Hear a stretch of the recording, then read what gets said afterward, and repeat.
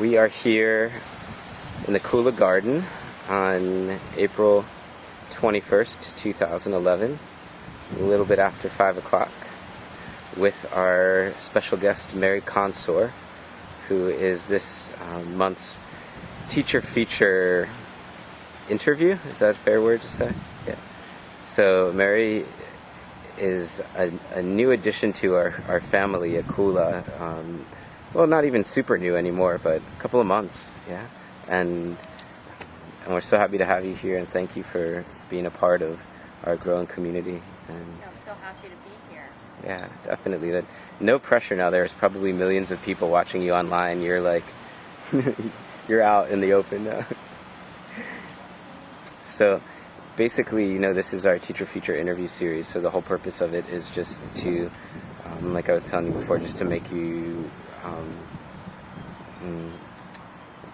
don't want to say to make you, but to make it more accessible for people to be able to learn about you and meet you virtually, if nothing else, and learn about your style of yoga that you're teaching, and just all get to know each other, because we can't always be together in person. So anyway, so welcome, and I guess what would be great is if we could start with just you telling a little bit about your path to yoga, how you found your way into this whole avenue of life, and what it's about for you. I guess I'll start by saying you see when you're ready to open your eyes. I had a friend who tried to coax me for the longest time to try yoga, that it would help me. I had a lot of back injuries and that typical type A go personality, and she is the one who inspired me through her own experience. And finally she took me to the gym, and I met my first yoga teacher and my first yoga class, and it was nothing that I expected it to be. It just completely lit me up. And I wanted more. And I was very fortunate to have met so many inspiring teachers until my thirst for wanting to know more, it was being in an asana class was not enough for me. I wanted more. Where can I get more? And I started reading, and one of my teachers sent me to, who was my teacher, Bharata, she sent me to yoga and inner peace in Lake Worth, and I lived in Lake Worth, so ironic but not ironic. I feel like I was put there at that time just for this, really. Cool. Did my training in 2005, and it completely changed my life. My two children were by my side through the whole training, and were even honorary yoga teachers too. They both knew how to teach an asana class once I was done with my training. That is awesome. Yeah, it was a great experience. Great experience. They were Ram and Shanti. And there I got the spiritual name of Surya. Cool. Only because I love the sun. And the reason that I went for the training was not ever to be a teacher. It was never anything I thought I would want to do. But part of taking a yoga teacher training is teaching the students. It's part of getting the certificate. So I did it. It's something that I had to do. And another surprise, another shock. The first time I taught a class, completely, it was a way, I didn't realize I had this energy that I wanted to transmit, or I didn't have another way of transmitting this. And then once I had that experience one time, it was so, it was humbling. And it was also such a privilege, which is something that my teacher always would tell us through the training, that this is an honor to teach these people. You are not an instructor standing before the class on show. You're there to give something. And until you actually do that, I don't think that you feel what that is. So it just brought me so much joy, so much unexpected joy, and yoga in general.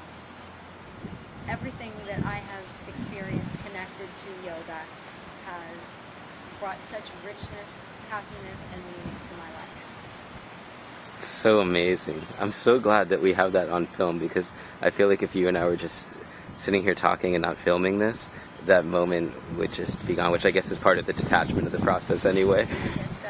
But I do love, I love that, like, you speak so passionately and so eloquently from such a sincere and genuine place that it just makes me so happy that you're teaching here, and like, I feel so connected to what you're saying, because for me, yoga's been a very similar thing, and I think for so many people that'll even be watching this video, it's the whole reason you're even there and exploring it is because something is waking up inside of you, and like, nobody told us there was this amazingly sophisticated and just beautiful, rich tradition of the whole study of self, from the body to our spirit, and here it all is, and we can just dive in and receive it all. What an amazing treasure! It's a gift. Such a gift. And it's such a simple gift, and it's right there. We just have to know to look for it.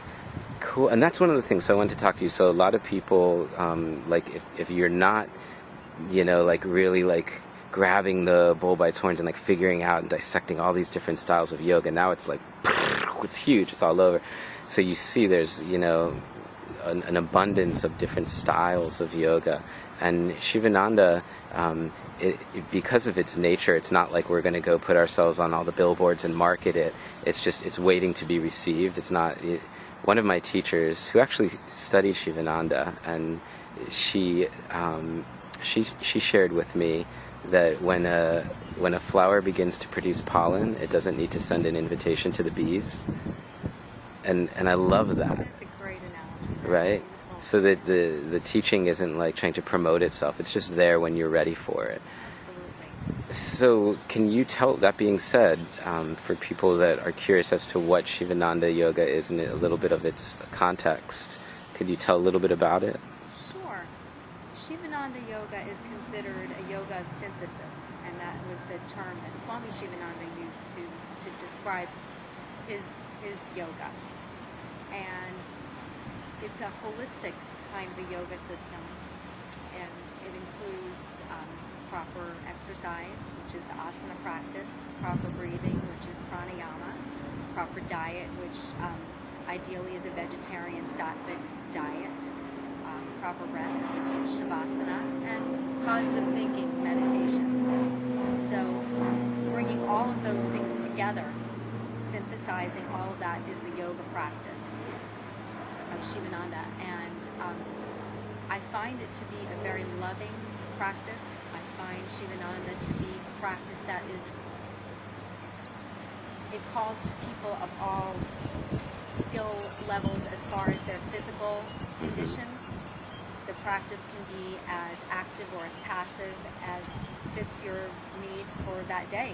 It can change from day to day. So it's not a set sequence as much as it's a way of practicing? It is a set sequence. It is yes, a sequence, it is. okay. It's a sun salutation, Okay. which is a little different than the Ashtanga type of sun salutation, and 12 basic asanas, which have variations, for a more advanced student. The thing that makes Sivananda stand out from other yogas is that we practice shavasana in between every asana. Oh, that's so cool. So it really teaches this, wonderful mechanism for coping when you're off the mat. It teaches you to quiet yourself, quiet your mind, go back to this place, mentally go back to your shavasana. Sorry. Wherever you are. So it's a beautiful real-life application. That's amazing. That's it. And it encourages you to be conscious in these spaces between where we tend to get lost most. So That's right. that's so wonderful. Okay, well, YouTube has said you have 40 more seconds because they cut our videos off at 10 minutes. So 7 a.m. Thursdays, Right. Shivananda. Shivananda class. Come and join me. Come practice with me, and let's explore how wonderful yoga is together. Spoken like a true proponent of somebody who's been affected in positive ways by it. So thank you so much. Thank you. Thank you for sharing. Thank you for having me. Namaste. Namaste.